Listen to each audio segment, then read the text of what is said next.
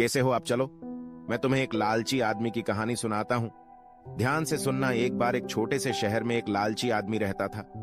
वह बहुत ही धनी था, लेकिन इसके बावजूद भी उसकी लालच का कोई अंत नहीं था। उसे सोना और कीमती वस्तुएं काफी प्रिय थीं, लेकिन एक बात जरूर थी कि वह अपनी बेटी को किसी भी चीज से ज्यादा प्यार करता था। एक दिन उसे एक परी दिखाई दी। जब वो उसके पास आया तो उसने देखा कि पेड़ की कुछ शाखाओं में परी के बाल फंस गए थे।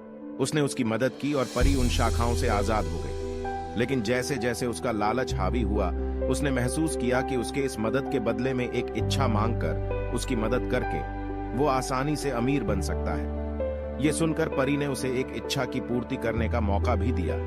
ऐसे में उस लालची आदमी ने कहा कि जो कुछ मैं छूं वह सब सोना हो जाए।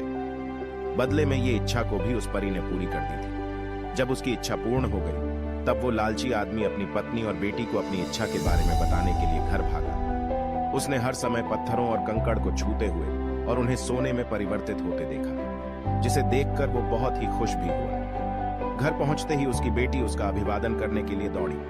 जैसे ही वह उसे अपनी बाहों में लेने के लिए नीचे झुका, वह एक सोने की मूर्ति में बदल गई। ये पूरी घटना अपने सामने देखते ही उसे अपनी गलती का एहसास हुआ।